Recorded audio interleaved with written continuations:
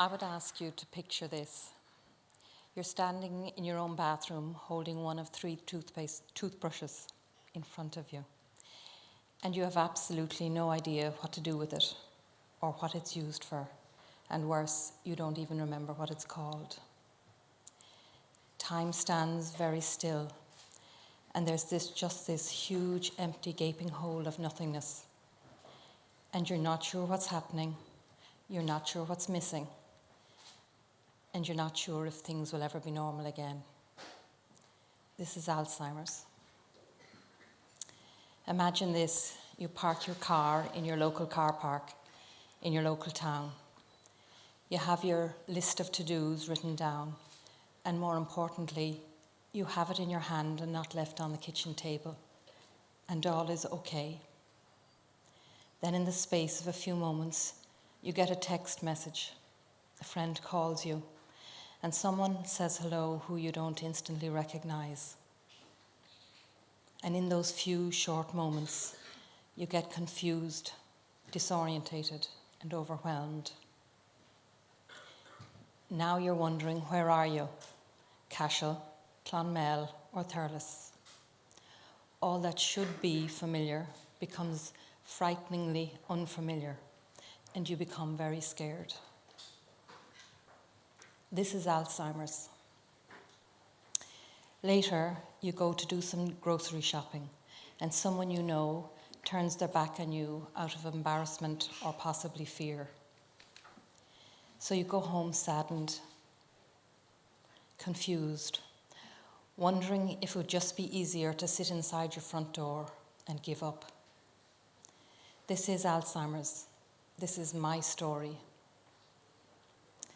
I first began to realize there was something very wrong when I became aware that my sons were regularly finishing my sentences, filling in words as I mimed or gestured for simple objects such as hoover or mop or keys.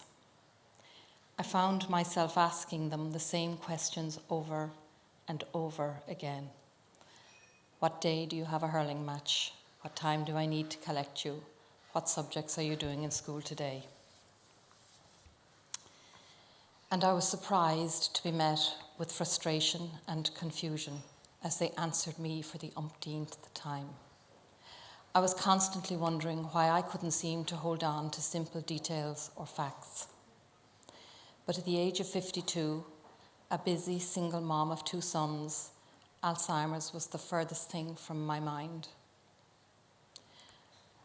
Although I was officially diagnosed with this life-changing condition on January the 23rd, 2014, I had been vaguely aware of issues with my memory for years. In my early 40s, I had spoken to my GP, who explained that the brain is a muscle, and that muscle needs to be used and kept active. So I started puzzles, learned cross-stitch, and challenged my brain in new and different ways. Life went on and got very busy. I studied and qualified as a life coach. My marriage failed. I was a lone parent of 2 active teenagers. My mom had died the same year as my marriage ended after a long and tough struggle with cancer. And finances, or lack of, were always nipping at my heels. After my dad was diagnosed with vascular dementia, I found some of his behaviours strange and confusing and didn't really know how to respond.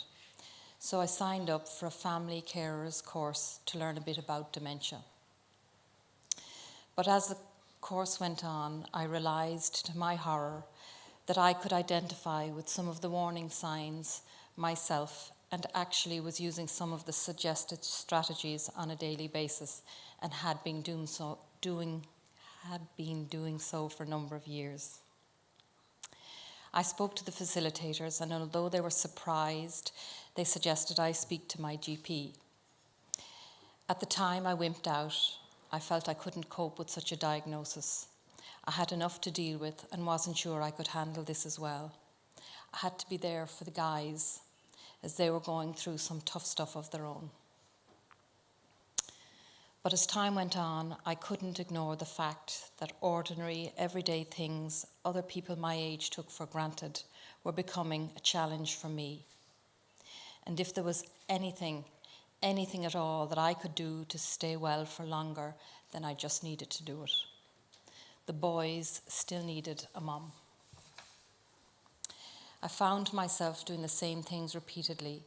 If I drove to my local town, I would always go for the same car park and hoped the same space was free. Otherwise, I could have trouble finding my car. I was losing more and more words. I would fill the sink and forget about it so it overflowed, and regularly burnt all kinds of food. Things had to be in their place, or I became frustrated and sometimes overwhelmed. I would forget what I had done the day before, and sometimes in the middle of a conversation, I would stall, go completely blank, not have an idea of what I was speaking about. I spoke to my own GP, who knew me well, and he was surprised but agreed to do the mini memory test. I failed miserably, and so the difficult journey began. Finally, the day arrived for my diagnosis. I was brought into a small room with 5 people and told that I had mild cognitive impairment. That didn't sound so bad, and at least the dreaded A word hadn't been mentioned. It wasn't until I was in the car park heading back to my car that I met the nurse who had first assessed me, and she apologised for not being with me for the diagnosis. I told her not to worry, I was fine, and again she apologised. And in that moment, I realised that either I hadn't heard something or something hadn't been said. And so I asked straight out, "Are you saying I have Alzheimer's?" And the answer was yes. In that moment, my world as I knew it shattered. I burst into tears. How could this be happening? How was I going to manage? How was I going to tell the guys their mum was slowly going to disappear? And that one day, when next year, the year after, 5 years, I wouldn't know them. And they were still in school and so young. As I drove to pick up Andrew that day, all I could think about was how I had 8 to 12 years before I would begin to disappear, to unravel, to cease being Kathy. My eldest son would be out of college, probably in a relationship, possibly married, and Matt would be 25. I was not at all prepared, therefore, when a few weeks later I asked what the worst case scenario could be for me. And I was told that I might not recognise my own sons within 3 years, as I had some other underlying medical issues, and that in all likelihood I had had Alzheimer's from some years already. Alzheimer's, the silent thief, had stolen even more of my precious time. I couldn't believe what I was hearing. I felt as if my life had come crashing down. All I could think about were my sons. Although young men, they were still so young to deal with a mum. Gradually disappearing, becoming a ghost and haunting their lives. My dream had always been to go to college as soon as the guys had finished school. I was going to be very careful and not go to the same college as them.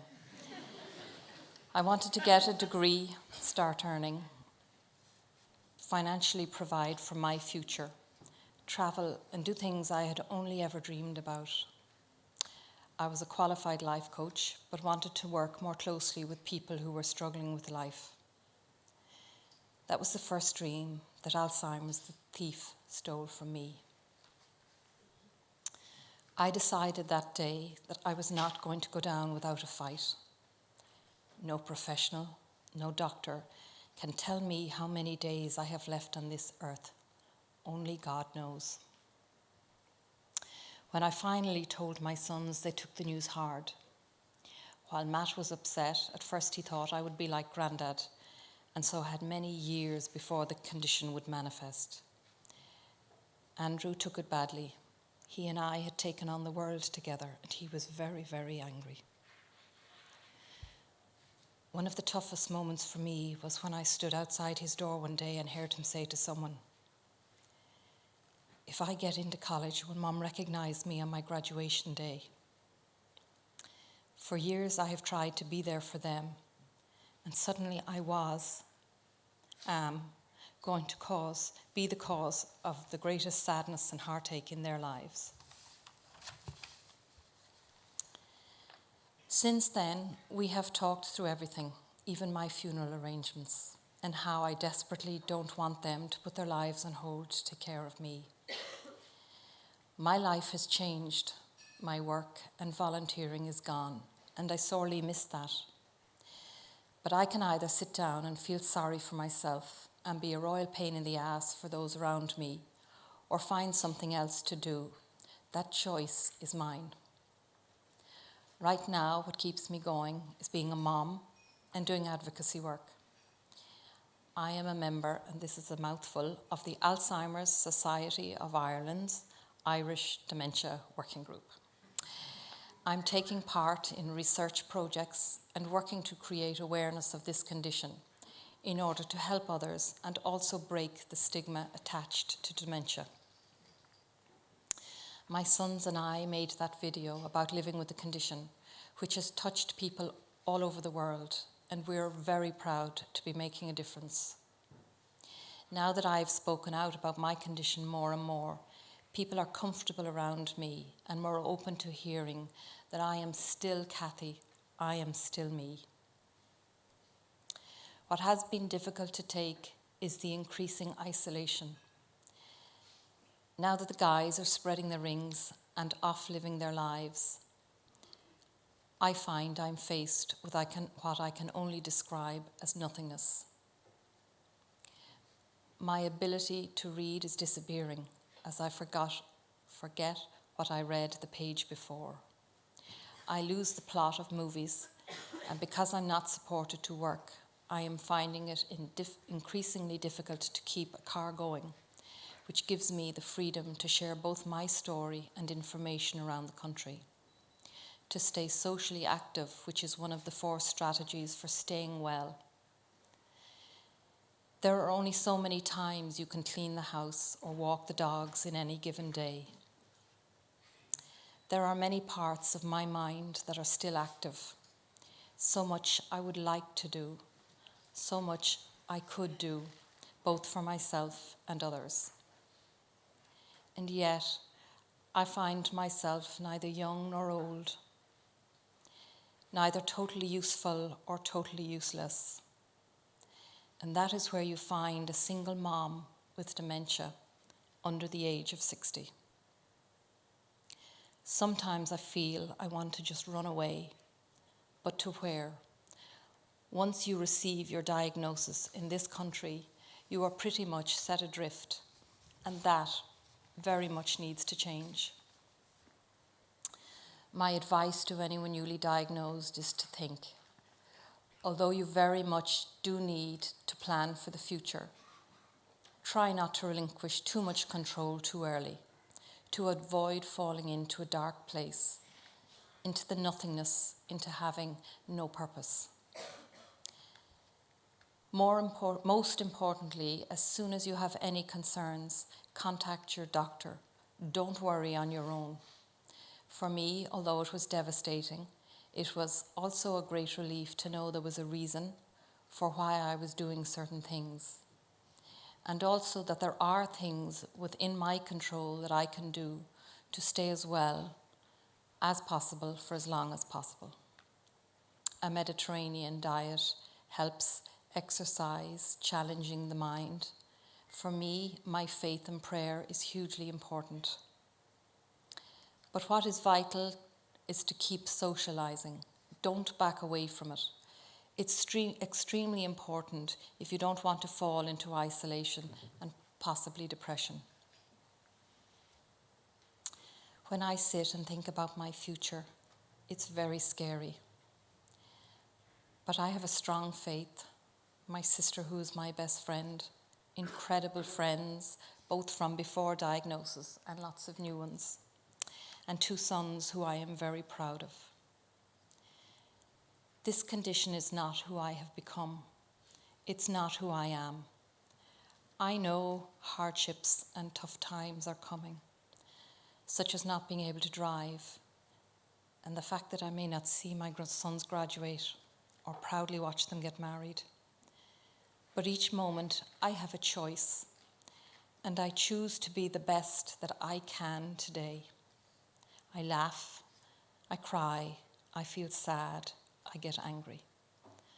I can sink into that black hole, but I have learned that if I work hard at it, it will pass, and I try to concentrate on the here and the now.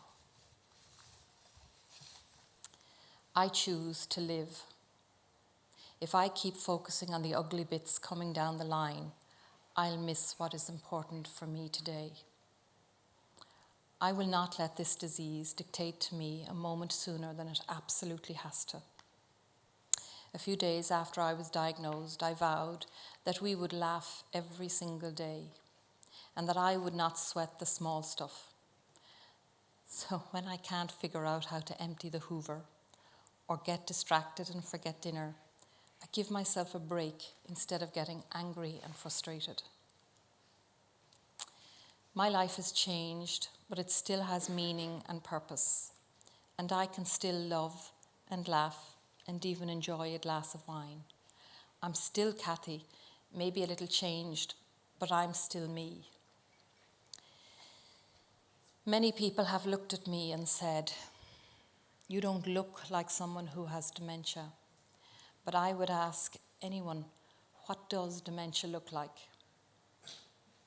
I'm here today to ask you, all of you, if you know someone with Alzheimer's or dementia, or someone caring for someone with the condition, please don't turn away.